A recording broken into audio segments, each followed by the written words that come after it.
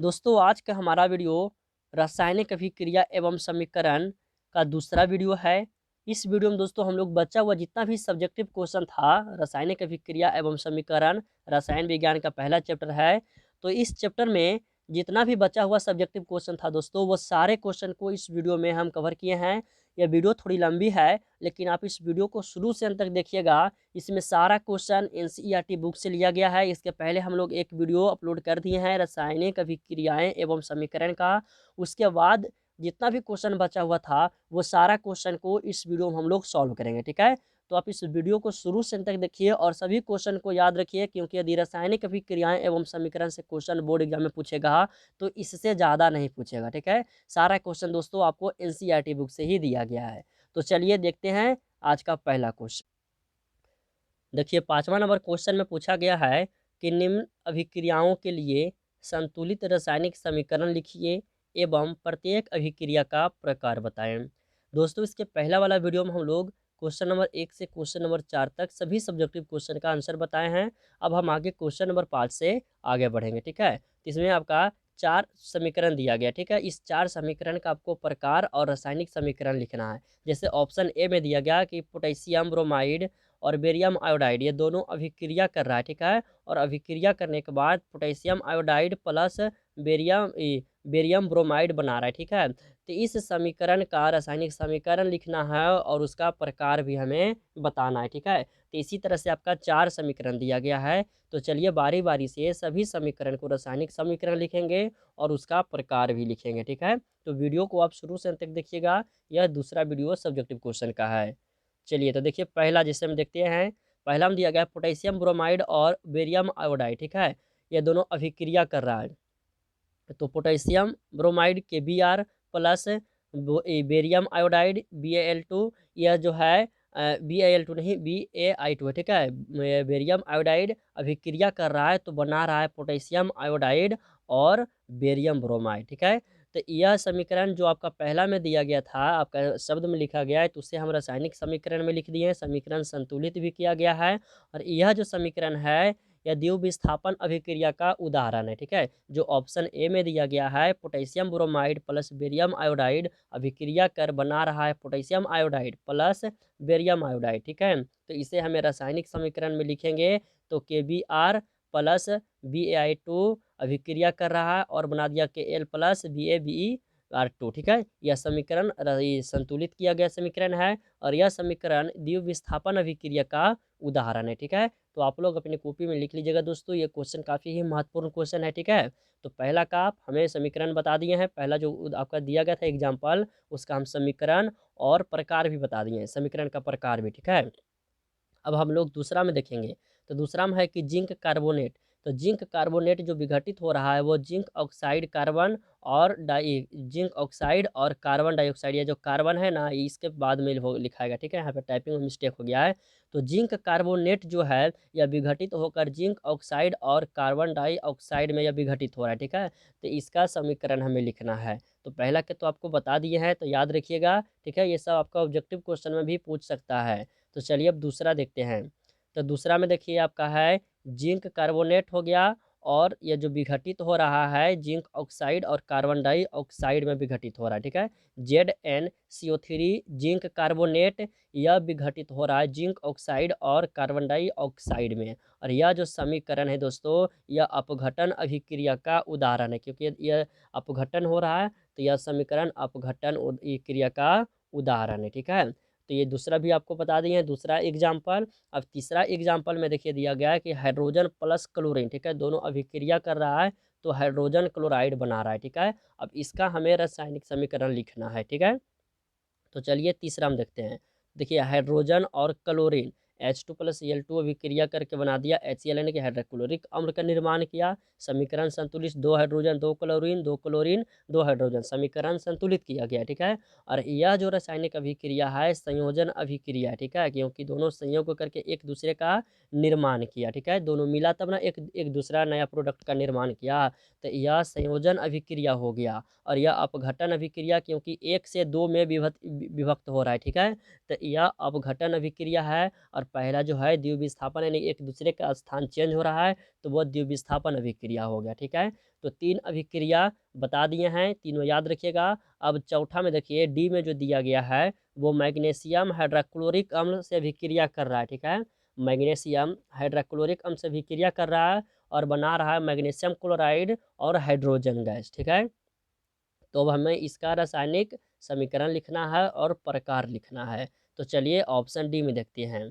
तो magnesium hydrochloric अम्ल से अभिक्रिया करके magnesium chloride plus hydrogen gas मुक्त कर रहा है। ठीक है, तो यह जो रासायनिक समीकरण है यह विस्थापन अभिक्रिया का उदाहरण है। ठीक है, तो ऑप्शन डी वाला जो दिया गया है और डी में मैग्नीशियम हाइड्रोक्लोरिक अम्ल से अभिक्रिया करा दिए। यहाँ पे देखिए मैग्नीशियम और हाइड्रोक्लोरिक अम्ल अभिक्रिया करा दिए तो मैग्नीशियम क्लोराइड और हाइड्रोजन गैस मुक्त हुआ। ठीक है, तो यह समीकरण किसका उदाहरण होगा, तो विस्थापन अभिक्रिया का उदाहरण होगा। समीकरण संतुलित किया गया, दो हाइड्रोजन दो हाइड्रोजन दो क्लोरीन मैग्नीशियम एक और मैग्नीशियम एक है। ठीक है, यानी यह समीकरण भी संतुलित किया गया। संतुलित में देखना है दोस्तों, ये साइड जितने तत्व है उतने तत्व ये साइड भी होना चाहिए। तो हाइड्रोजन भी देखिए दो है, इधर भी हाइड्रोजन दो है। ठीक है, क्लोरीन दो है तो ये साइड भी क्लोरीन दो है। ठीक है, मैग्नीशियम एक है तो मैग्नीशियम भी एक है, यानी समीकरण संतुलित किया गया है और यह समीकरण विस्थापन अभिक्रिया का उदाहरण है। ठीक है, तो ये सब जितने भी चार आपको समीकरण बताए हैं सभी को याद रखिएगा दोस्तों, ऑब्जेक्टिव या सब्जेक्टिव में भी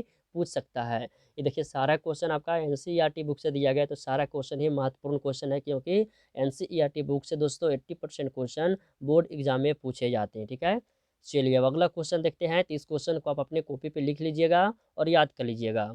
चलिए छठा क्वेश्चन देखिए, छठा क्वेश्चन में पूछा गया है कि ऊष्माक्षेपी एवं ऊष्माशोषी अभिक्रिया का क्या अर्थ है, उदाहरण दीजिए। आपको ऊष्माक्षेपी अभिक्रिया के बारे में लिखना है, ऊष्माशोषी अभिक्रिया के बारे में लिखना है और दोनों का उदाहरण भी आपको लिखना है। ठीक है, तो सबसे पहले हम लोग ऊष्माक्षेपी अभिक्रिया के बारे में लिखेंगे। ठीक है, तो ऊष्माक्षेपी अभिक्रिया देने के बाद आपका हेडिंग दीजिएगा और लिखिएगा आंसर में कि ऊष्माक्षेपी अभिक्रिया वे होती है, यहाँ पर देखिए ऊष्माक्षेपी अभिक्रिया वे अभिक्रिया होती है जिसमें उत्पादकों के निर्माण के साथ साथ ऊष्मा का उत्पन्न भी होता है। उसे देखिए अभिक्रिया उस अभिक्रिया को ऊष्माक्षेपी अभिक्रिया कहते हैं। एक बार फिर से, ऊष्माक्षेपी अभिक्रिया उस अभिक्रिया को कहेंगे जिसके उत्पादकों के निर्माण के साथ साथ ऊष्मा का भी उत्पन्न हो रहा हो, उस अभिक्रिया को ऊष्माक्षेपी अभिक्रिया कहते हैं। जैसे में देखिए कार्बन ऑक्सीजन से अभिक्रिया कर रहा है, कार्बन डाइऑक्साइड, और ऊष्मा भी उत्पन्न हो रहा है। तो ये पहला एग्जाम्पल हो गया ऊष्माक्षेपी अभिक्रिया का। दूसरा एग्जाम्पल है CaO और जल अभिक्रिया कर रहा है, कैल्शियम ऑक्साइड और जल अभिक्रिया कर रहा है तो बुझा हुआ चूना और प्लस ऊष्मा का भी निर्माण हो रहा है। ठीक है, तो यह दोनों जो अभिक्रिया है यह ऊष्माक्षेपी अभिक्रिया का उदाहरण है।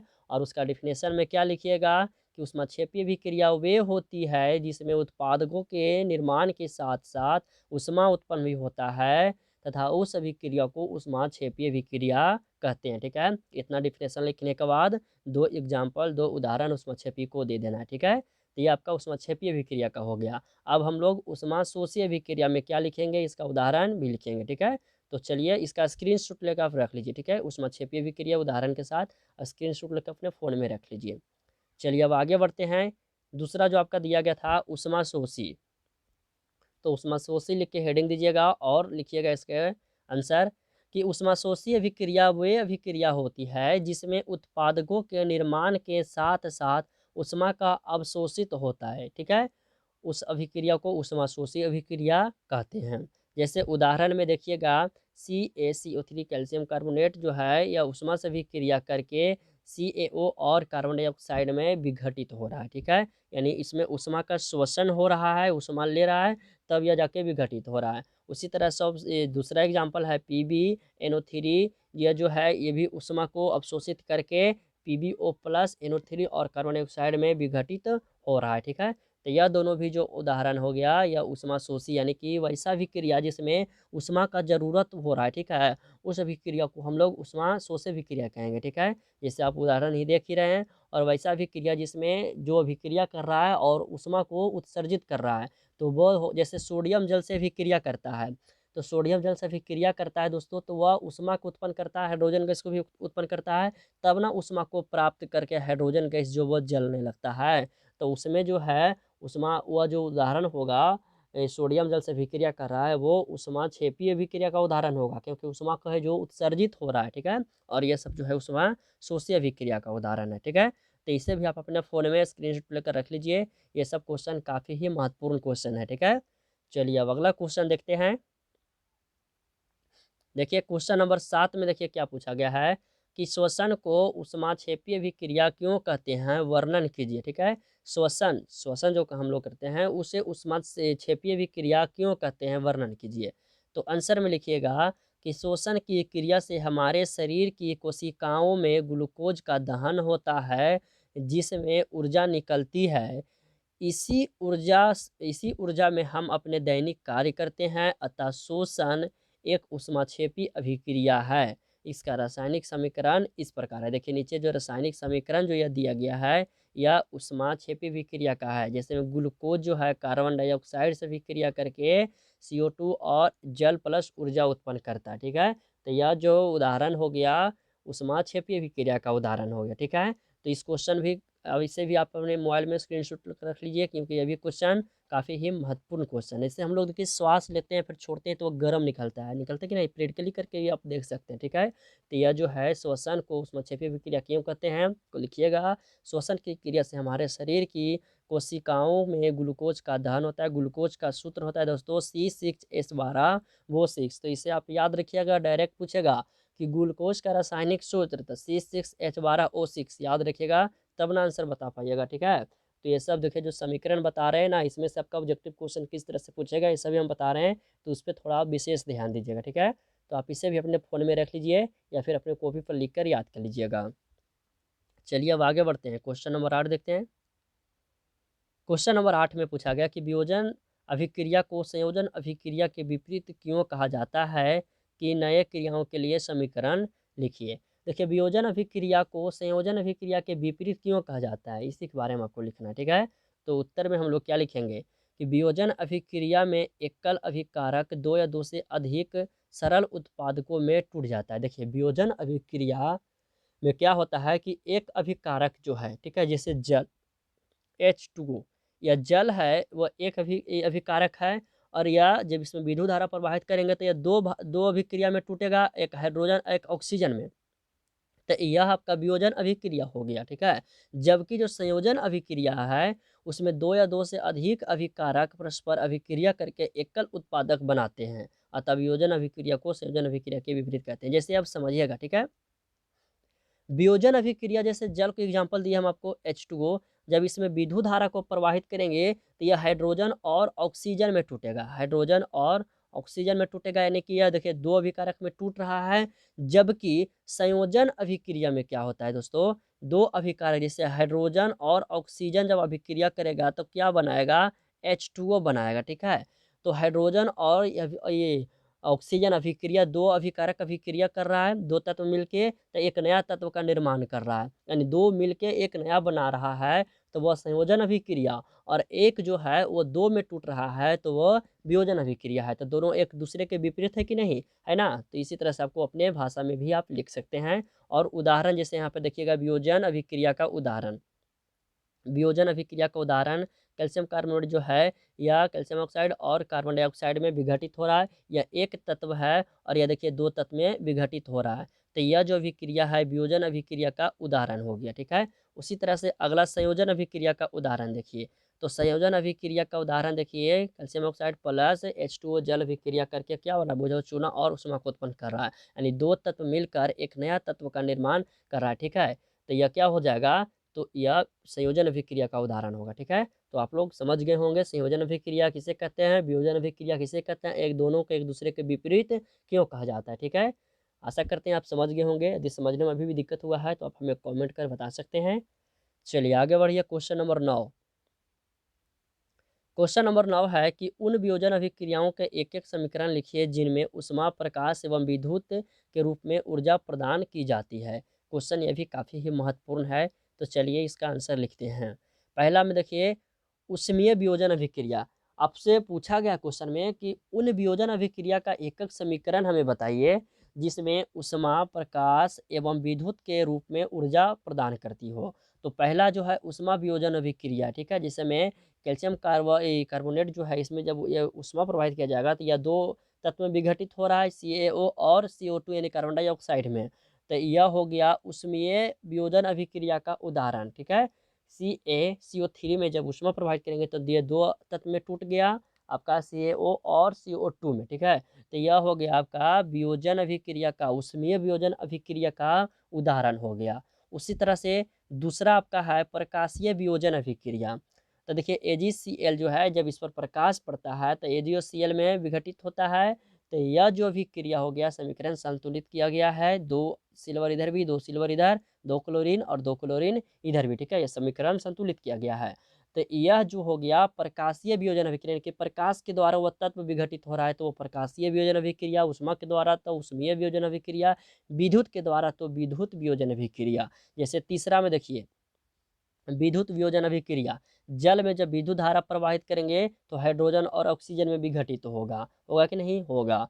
तो यह होगा विद्युत वियोजन अभिक्रिया, ठीक है। तो एक बार फिर से रिपीट, विद्युत से एक तत्व यदि दो तत्व में विघटित हो रहा है तो विद्युत वियोजन अभिक्रिया, प्रकाश से तो प्रकाश वियोजन अभिक्रिया, उष्मा से तो उष्मा वियोजन अभिक्रिया, ठीक है। तो ये सब समीकरण भी आपको लिखना है, यदि क्वेश्चन पूछेगा तो वियोजन अभिक्रिया लिखने के बाद उसका समीकरण लिखिएगा, उसके बाद लिखिएगा प्रकाशीय तो उसका भी समीकरण, उष्मीय तो उसका भी एक उदाहरण आपको दे देना है समीकरण के रूप में, ठीक है। तो इस तरह से जब आप लिखिएगा दोस्तों तो आपको फुल मार्क्स दिया जाएगा, एक भी नंबर नहीं काटेगा, ठीक है।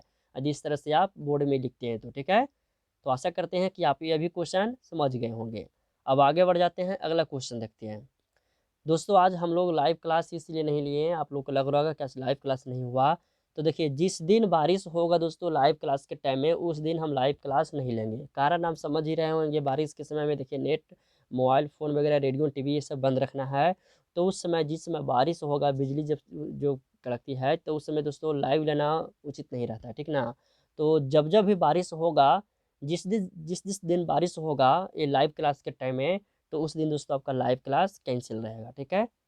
चलिए अगला क्वेश्चन देखते हैं। और जो स्टूडेंट इस चैनल पर पहली बार ये वीडियो देख रहे हैं, यदि वो स्टूडेंट लाइव क्लास करना चाहते हैं तो पाई क्लासेस 2.0 यूट्यूब चैनल को सब्सक्राइब कर लीजिएगा। उस चैनल का लिंक हम इस वीडियो के डिस्क्रिप्शन में दे देंगे, ठीक है। क्योंकि पाई क्लासेस का सेकेंड ब्रांच 2.0 पे ही लाइव क्लास चलता है 12 बजे से, ठीक है, 12 बजे दिन में आपका प्रत्येक दिन। तो जो स्टूडेंट पहली बार इस चैनल पे ये वीडियो देख रहे हैं, यदि वो लाइव क्लास करना चाहते हैं तो आप जाके ज़रूर उस चैनल को सब्सक्राइब कीजिएगा, क्योंकि उसी चैनल पे आपका लाइव क्लास चलता है। चलिए अब अगला क्वेश्चन देख लेते हैं, क्वेश्चन नंबर 10। क्वेश्चन नंबर 10 में पूछा गया कि विस्थापन एवं द्विविस्थापन अभिक्रिया में क्या अंतर है, इन क्रियाओं के समीकरण लिखिए, ठीक है। आपको विस्थापन अभिक्रिया और द्विविस्थापन अभिक्रिया लिखना है, उसमें अंतर क्या है ये भी आपको लिखना है, ठीक है। तो चलिए हेडिंग दीजिएगा विस्थापन अभिक्रिया, और विस्थापन अभिक्रिया हेडिंग देने के बाद इसका लिखिएगा उत्तर में कि वह अभिक्रिया जिसमें अधिक क्रियाशील तत्व कम क्रियाशील तत्व को उसके यौगिक से जलीय अवस्था में विस्थापित कर देता है, उस अभिक्रिया को विस्थापन अभिक्रिया कहा जाता है, ठीक है। एक बार फिर से, वह अभिक्रिया जिसमें अधिक क्रियाशील तत्व कम क्रियाशील तत्व को उसके यौगिक से जलीय अवस्था में विस्थापित कर देता है, उस अभिक्रिया को विस्थापन अभिक्रिया कहते हैं, ठीक है। जैसे मैं इसका उदाहरण CuSO4 प्लस जिंक से अभिक्रिया कर रहा है, ठीक ना। तो सी यहाँ ZnSO4 प्लस कॉपर, कॉपर को देखिए विस्थापित कर रहा है, और ये Zn जो है SO4 ये दोनों मिल रहा है, और कॉपर जो है इसमें विस्थापित हो रहा है। तो यह जो अभिक्रिया हो गया दोस्तों, यह विस्थापन अभिक्रिया का उदाहरण हो गया, ठीक है। तो एक तत्व को इसमें विस्थापित कर रहा है। अब द्विव विस्थापन अभिक्रिया है तो इसका भी डिफिनेशन आपको बताते हैं, उसके बाद इसका भी एग्जाम्पल आपको उदाहरण भी बताएंगे, ठीक है। तो इसका पहला जो है ना, इसके आप अपने मोबाइल में स्क्रीनशॉट लेकर रख लीजिए, विस्थापन अभिक्रिया का एग्जाम्पल और उदाहरण, ये दोनों को मोबाइल में स्क्रीनशॉट लीजिए और रख लीजिए। इसके बाद द्विव विस्थापन अभिक्रिया को देखते हैं, ठीक है।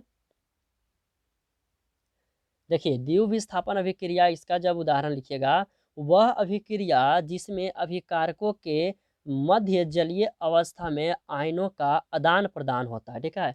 आयनों का आदान प्रदान यानी कि एक दूसरे की जगह जो है चेंज होता है, ठीक है, उसे द्विव विस्थापन अभिक्रिया कहते हैं। जैसे Cl यहाँ पर है, Na2SO4 है, ठीक है। तो Ba यहाँ पर Cl की जगह SO4 आ गया, और Na, तो Na की जगह यहाँ Na हो गया, और SO4 यहाँ पर देखिए Na2SO4 है ना, तो SO4 की जगह पर क्या आ गया, Cl आ गया। यानी कि एक दूसरे के स्थान पे देखिएगा चेंज हो रहा है, ठीक है। BaCl है तो Cl के जगह पर SO4 आ रहा है, और SO4 के जगह पर Cl आ रहा है। यानी कि वह अभिक्रिया जिसमें भी कारकों के मध्य जलीय अवस्था में आयनों का आदान प्रदान हो रहा है, ठीक है। देखिए यहाँ पे आयनों का आदान प्रदान हो रहा है, अदला बदली हो रहा है, तो यह हो गया द्विविस्थापन अभिक्रिया, ठीक है। क्योंकि इसमें 2 से 3 आयनों का आदान प्रदान होगा तो वो द्विविस्थापन अभिक्रिया होगा, ठीक है। और विस्थापन अभिक्रिया में किसी एक तत्व का किसी एक आयन का विस्थापित होगा, वह विस्थापन अभिक्रिया कहलाएगा, ठीक है। तो आपको समझ में आ गया होगा कि विस्थापन अभिक्रिया और द्विविस्थापन अभिक्रिया किसे कहते हैं, ठीक है। आप इसे भी अपने फ़ोन में रख सकते हैं स्क्रीनशॉट लेकर। अब चलिए इसके बाद अगला क्वेश्चन देखते हैं। ये सब क्वेश्चन दोस्तों आपको याद रखना होगा, काफ़ी महत्वपूर्ण क्वेश्चन ये सब है, विस्थापन द्विविस्थापन। 11 नंबर क्वेश्चन में पूछा गया है कि सिल्वर के शोधन में सिल्वर नाइट्रेट के विलयन से सिल्वर प्राप्त करने के लिए कॉपर धातु द्वारा विस्थापन किया जाता है। इस प्रक्रिया के लिए अभिक्रिया लिखिए, ठीक है। देखिए यह जो प्रक्रिया सिल्वर के शोधन में सिल्वर नाइट्रेट के विलयन में सिल्वर प्राप्त के लिए कॉपर धातु द्वारा विस्थापित किया जाता है, तो इस प्रक्रिया को हमें लिखना है, अभिक्रिया लिखना है, ठीक है। तो सिल्वर के शोधन में सिल्वर नाइट्रेट, तो सिल्वर नाइट्रेट AgNO3 हो गया, और यह सिल्वर नाइट्रेट के विलयन में प्राप्त करने के लिए कॉपर धातु, तो कॉपर धातु से अभिक्रिया करेगा, तो CuNO यहाँ पर देखिए कॉपर धातु से जब अभिक्रिया कर रहा है तो यहाँ पे सिल्वर जो है वो विस्थापित हो रहा है, सिल्वर का विस्थापित हो रहा है। तो यह जो समीकरण हो गया, सिल्वर के शोधन में सिल्वर नाइट्रेट के जलीय विलयन से सिल्वर प्राप्त करने के लिए कॉपर धातु से अभिक्रिया कर रहा है, तो कॉपर धातु द्वारा जो विस्थापित किया गया है, तो वह किसको, तो चांदी को विस्थापित किया गया, ठीक है। तो उसी का यह समीकरण यहाँ पे आपको लिख देना है। क्वेश्चन समझ में आएगा तभी इसका समीकरण आप लिख सकते हैं, यदि नहीं समझ आएगा दोस्तों तो आप समीकरण भी लिख नहीं सकते, ठीक है। कोई क्वेश्चन ये थोड़ा जो है वो समझने लायक क्वेश्चन है, ठीक है। समझ में आ गया तो आप इसका समीकरण आसानी से लिख सकते हैं। एक बार फिर से हम समझा देते हैं। सिल्वर नाइट्रेट के विलयन में, तो AgNO3 सिल्वर नाइट्रेट के विलयन में विलयन से प्राप्त करने के लिए कॉपर धातु द्वारा विस्थापित, यानी कॉपर धातु के द्वारा अभिक्रिया करेगा, कॉपर धातु के द्वारा विस्थापित होगा सिल्वर, ठीक है। तो देखिए यहाँ पर कॉपर से हम अभिक्रिया किए, तो यहाँ पे कॉपर से जब अभिक्रिया किए तो क्या हो गया, सिल्वर यहाँ पे विस्थापित हो गया, क्योंकि CuNO3 यहाँ पे आपका प्रोडक्ट आ गया, और यहाँ पे जो चांदी है उसका विस्थापित हो गया, ठीक है। तो इस तरह से आप समीकरण लिख सकते हैं। अभी भी समझ में दिक्कत हुआ है तो आप हमें कमेंट कर बता सकते हैं। लाइव क्लास में आपको पूरी अच्छी तरह से बता देंगे, या नेक्स्ट वीडियो में और इस पर फुल एक्सप्लेन करेंगे, ठीक है। चलिए अब आगे बढ़िएगा। Question number 12। क्वेश्चन नंबर 12 है कि अवक्षेपण अभिक्रिया से आप क्या समझते हैं, उदाहरण देकर समझाइए। तो अवक्षेपण अभिक्रिया, इसका लिखेंगे आंसर में कि वह अभिक्रिया जिसमें अभिकारक क्रिया करके अवक्षेप बनाते हैं, अवक्षेपण अभिक्रिया कहते हैं, ठीक है। अवक्षेपण अभिक्रिया वह अभिक्रिया है जिसमें अभिकारक अभिक्रिया करके अवक्षेप बनाते हैं, उसे अवक्षेपण अभिक्रिया कहते हैं। जैसे में सोडियम सल्फेट विलयन में बेरियम क्लोराइड विलियम मिलाने पर बेरियम सल्फेट का सफ़ेद अवक्षेप बनता है, ठीक है। जैसे एग्जाम्पल में देखिएगा, जैसे में दिया गया कि सोडियम सल्फेट, तो Na2SO4, ठीक है। सोडियम सल्फेट विलयन में बेरियम सल्फेट BaCl2 विलयन मिलाने पर दोनों को मिलाएं, अभिक्रिया किए, तो बेरियम सल्फेट का सफ़ेद अवक्षेप, तो BaSO4 प्लस NaCl, तो बेरियम सल्फेट का सफ़ेद अवक्षेप बनता है।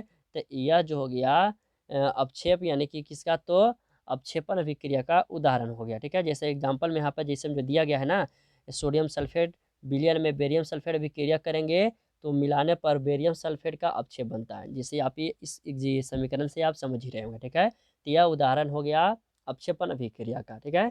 तो आप इसे भी अपने फ़ोन में रख लीजिएगा, ये सब क्वेश्चन मैट्रिक परीक्षा में पूछे जाने लायक क्वेश्चन है, ठीक है। अब आगे बढ़ते हैं। Question number 13।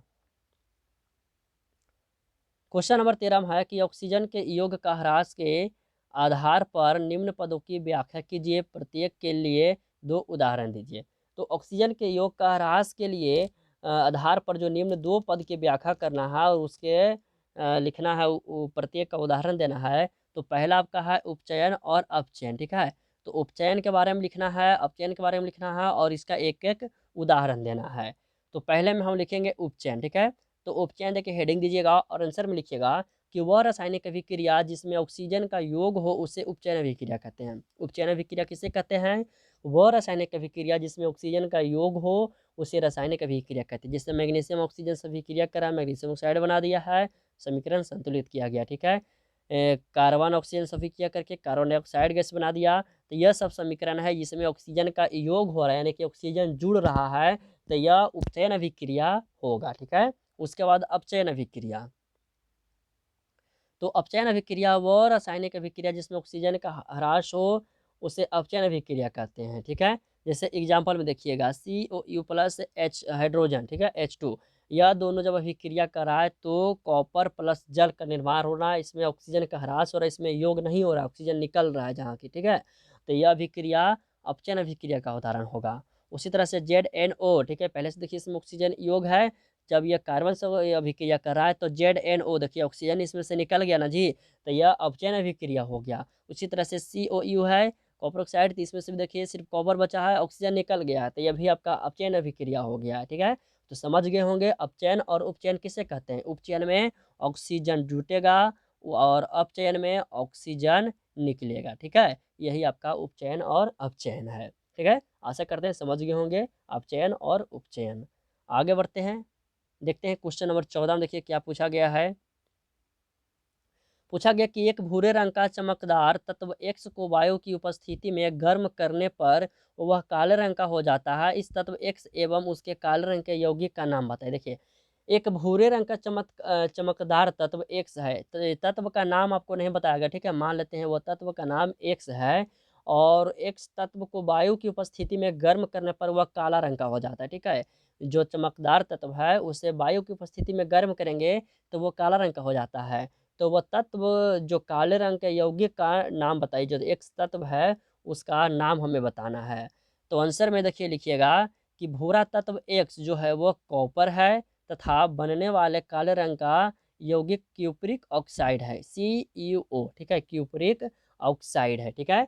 तो X जो तत्व है वो कॉपर है और जो काले रंग का जो बन रहा है गर्म करने पर वायु की उपस्थिति में वह क्यूपरिक ऑक्साइड CuO है, ठीक है। जैसे यहाँ पे ये उदाहरण में देखिए कॉपर ऑक्सीजन से अभिक्रिया कर रहा है तो क्यूपरिक ऑक्साइड बना रहा है, दो कॉपर इधर भी, दो कॉपर इधर भी, दो ऑक्सीजन इधर भी, दो ऑक्सीजन इधर भी, समीकरण संतुलित। जो भी समीकरण लिखना है दोस्तों आपको वह समीकरण को संतुलित करके ही लिखना है, ठीक है। यह चेक करेगा, ठीक है, कि समीकरण संतुलित किया गया है या नहीं किया गया, ठीक है। तो यह उदाहरण हो गया आपका जो क्वेश्चन पूछा गया था X तत्व उसी का, ठीक है। तो वह X तत्व कौन तत्व है, तो वह कॉपर है जिसे वायु की उपस्थिति में गर्म करेंगे तो वह काला रंग का जो बन रहा है वो क्यूपरिक ऑक्साइड बन रहा है, ठीक है। ये सब काफ़ी आसान क्वेश्चन है, ऑब्जेक्टिव में पूछा गया दोस्तों क्यूपरिक ऑक्साइड का रासायनिक सूत्र क्या होता है, तो CuO होता है, ठीक है। चलिए इसके बाद अगला क्वेश्चन देखिएगा, क्वेश्चन नंबर 15। आज समाप्त हो जाएगा दोस्तों, ये दूसरा वीडियो है, आज समाप्त कर देंगे पहला चैप्टर रासायनिक अभिक्रिया एवं समीकरण। आज इस वीडियो में सारे क्वेश्चन को हम लोग देखेंगे, ठीक है। तो आप वीडियो को शुरू से अंत तक जरूर देखिएगा। 15 नंबर क्वेश्चन कि लोहे की वस्तुओं को हम पेंट क्यों करते हैं, ठीक है। लोहे की वस्तुओं को हम पेंट क्यों करते हैं, तो आंसर में लिखिएगा कि लोहे की वस्तु पर आर्द्र वायुमंडल में जंग लग जाता है। देखिए वायुमंडल में जो आर्द्रता है उससे अभिक्रिया करता है और वो जंग लग जाता है, ठीक है, लोहा पर, ठीक है। अतः लोहे की वस्तु को सुंदर बनाने के लिए तथा जंग से बचाने के लिए हम क्या करते हैं, पेंट करते हैं। देखिए देखिएगा जितने भी खुले स्थान में सरकारी जो भी जैसे रेलवे ट्रैक वगैरह, रेलवे हो गया, उसका पोल जो होता है देखिएगा तो सिल्वर कलर से पेंट किया हुआ रहता है, इसीलिए ताकि उस पर जंग ना लगे। और कहीं भी और भी आपको एग्जांपल में देखने के लिए मिलेगा, जहाँ भी देखिएगा जब खुले में लोहा का कुछ भी बना हुआ होगा तो वो पेंट किया होता है। हावड़ा ब्रिज को एग्जांपल लीजिए, देखिए वो भी सिल्वर कलर से पेंट किया हुआ रहता है ताकि उसमें भी जंग ना लगे, क्योंकि वायुमंडल में आर्द्रता है जिससे वह अभिक्रिया करता है और उसमें जंग लग जाता है, जिसी के कारण उस पर पेंट किया जाता है, ठीक है। आप लोग समझ ही रहे होंगे इस क्वेश्चन में क्या कर रहा है, ठीक है। आप इसे अपने ही भाषा में भी लिख सकते हैं। अब चलिए 16 नंबर क्वेश्चन देखिए। 16 नंबर क्वेश्चन में है कि तेल एवं वसा युक्त खाद्य पदार्थों को नाइट्रोजन से प्रभावित क्यों किया जाता है, ठीक है। क्वेश्चन ये काफ़ी महत्वपूर्ण है। तो तेल एवं वसा युक्त खाद्य पदार्थ को नाइट्रोजन से प्रभावित इसलिए किया जाता है, आंसर में लिखिएगा कि तेल तथा वसा युक्त खाद्य पदार्थों को नाइट्रोजन से मुक्त इसलिए करते हैं क्योंकि नाइट्रोजन अक्रिय गैस है तथा नाइट्रोजन गैस खाद्य पदार्थों के ऑक्सीकृत होने से बचाती है। जैसे देखिएगा कुरकुरे का पैकेट, लेज वगैरह देखिएगा, जितने भी बिस्किट, जितने भी प्लास्टिक के पैकेट में बंद होते हैं जिसमें देखते हैं हवा भरा हुआ रहता है, तो उसमें जो भरा हुआ रहता है ना हवा दोस्तों, वो नाइट्रोजन गैस से भरा रहता है। नाइट्रोजन गैस का खासियत क्या है दोस्तों, वह खाने पीने योग्य जो पदार्थ है उसे खराब होने नहीं देता है। इसीलिए कुरकुरे का पैकेट में देखिएगा हवा भरा रहेगा, बिस्किट का पैकेट में, जो भी पैकेट वगैरह देखते हैं उसमें जो हवा भरा रहता है इसीलिए नाइट्रोजन गैस का भरा हुआ रहता है, ताकि वह सामग्री खराब ना हो सके। ठीक है, तो इस क्वेश्चन का आंसर आप लिखिएगा कि तेल तथा वसा युक्त खाद्य पदार्थ में, तेल का पैकेट में भी भरा हुआ रहता है, तो तेल तथा वसा युक्त खाद्य पदार्थ को नाइट्रोजन से युक्त इसलिए करते हैं क्योंकि नाइट्रोजन अक्रिय गैस है तथा नाइट्रोजन गैस खाद्य पदार्थ को ऑक्सीकृत होने से बचाती है, यानी कि ऑक्सीजन से अभिक्रिया करने से बचाती है। ठीक है, तो आपसे देखिए पूछेगा दोस्तों कि जो भी प्लास्टिक का पैकेट कुरकुरे वगैरह होता है उसमें कौन सा गैस भरा जाता है, तो नाइट्रोजन गैस भरा जाता है, क्योंकि नाइट्रोजन गैस जो है वो अक्रिय गैस है। ठीक है, तो यह क्वेश्चन नंबर 16 जो है आपका लास्ट क्वेश्चन नहीं बल्कि एक क्वेश्चन और बचा गया है, तो उसे भी देख लेते हैं। इसके बाद देखते हैं दोस्तों और क्वेश्चन बचा हुआ है। जी नहीं, यह लास्ट क्वेश्चन आपका 17 नंबर क्वेश्चन है, तो आप 16 नंबर क्वेश्चन को अपने कॉपी पे लिख लिए हैं तो बहुत बढ़िया, नहीं तो स्क्रीनशॉट लेकर आप रख सकते हैं। ठीक है, 17 नंबर क्वेश्चन में देखिएगा, यह लास्ट क्वेश्चन है आज का और इस चैप्टर का भी। 17 नंबर में है कि निम्न पद्य का वर्णन कीजिए तथा प्रत्येक का एक उदाहरण दीजिए। जैसे संक्षारण और विकृत गंधिता, ये दोनों का आपको एग्जाम्पल देना है और इसका उदाहरण भी, सॉरी इसका डिफिनेशन लिखना है और एग्जाम्पल भी देना है। ठीक है, तो पहला हेडिंग दीजिएगा संक्षारण। संक्षारण हेडिंग देने के बाद लिखिएगा इसका कि जब किसी धातु को वायुमंडल में खुला छोड़ दिया जाता है तो वह वायु नमी, प्रदूषण आदि से क्रिया करके संक्षारित हो जाती है, इसी को संक्षारण कहते हैं। ठीक है, संक्षारण किसे कहते हैं, जब धातु को वायुमंडल में खुला छोड़ देते हैं और वह वायु में उपस्थित नमी प्रदूषित से भी क्रिया करता है और संक्षारित हो जाता है, उसे हम संक्षारण कहते हैं। जैसे लोहा में जंग लगना, लोहा को वायु में जब खुला छोड़ देंगे, पेंट वगैरह नहीं करेंगे, गैल्वेनीकरण नहीं करेंगे, तो वह वायु में जो उपस्थित आर्द्रता है उससे भी क्रिया करके उसमें जंग लगता है, तो यह जो है वो संक्षारण का उदाहरण हो गया। ठीक है, तो आप संक्षारण लिख करके इसका डिफिनेशन लिखिएगा और उदाहरण लोहे में जंग लगना लिख दीजिएगा। ठीक है, उसके बाद विकृत गंधिता लिखिएगा, दूसरा जो आपका दिया गया है।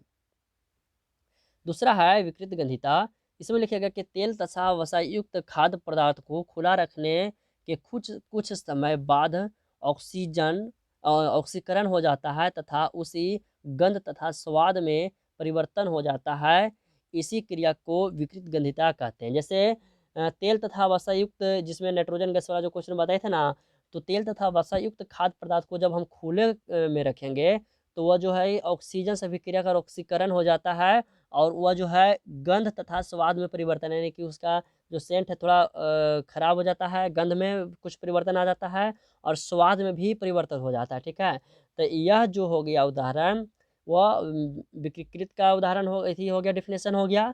और एग्जाम्पल जैसे हो गया वसा युक्त खाद्य पदार्थ का खराब होना। यदि कुरकुरे का पैकेट में नाइट्रोजन गैस नहीं भरा हुआ रहेगा तो वह गंधहीन और स्वाद में परिवर्तन, गंधहीन नहीं बल्कि गंध तथा स्वाद में परिवर्तित हो जाएगा। ठीक है, स्वाद कुछ और था, चेंज होकर कुछ और हो जाएगा, यानी कि वो प्रोडक्ट जो है वो खराब हो जाएगा।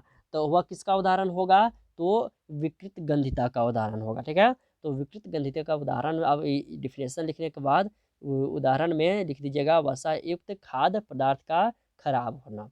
ठीक है, तो यह दोस्तों आपका लास्ट क्वेश्चन था रसायन विज्ञान का पहला चैप्टर रासायनिक अभिक्रियाएं एवं समीकरण का। ठीक है, और यह जो मेरा वीडियो है लास्ट वीडियो है पहला चैप्टर का। ठीक है, यदि इसके पहले वाला वीडियो आप नहीं देखे हैं तो चैनल के प्ले लिस्ट में जाइएगा, वहाँ पे आपका मिलेगा रसायन विज्ञान मैट्रिक परीक्षा 2021 रसायन विज्ञान से बना हुआ रहेगा प्ले लिस्ट, सब्जेक्टिव क्वेश्चन का अलग और ऑब्जेक्टिव क्वेश्चन का अलग। तो सब्जेक्टिव क्वेश्चन में जाकर आप पहला वीडियो देख लीजिएगा और यह दूसरा वीडियो है, और आप इसे भी सभी क्वेश्चन को अपनी कॉपी में आप चाहें तो दोस्तों नोट भी तैयार कर सकते हैं। ठीक है, नोट कॉपी भी आप तैयार कर सकते हैं, क्योंकि एनसीईआरटी में जितना भी क्वेश्चन दिया गया है सारा क्वेश्चन हम आपको इसी तरह से वीडियो बना के आप लोग के बीच प्रोवाइड कर देंगे। ठीक है, और आप सभी क्वेश्चन को याद रखिएगा। तो दोस्तों वीडियो पसंद आया हो तो लाइक कीजिएगा, अपने दोस्तों में शेयर कीजिएगा, और चैनल पर पहली बार आए हैं तो चैनल को भी सब्सक्राइब कर लें और इस वीडियो को अपने दोस्तों में भी शेयर करें। ठीक है, तो मिलते हैं अगले वीडियो में।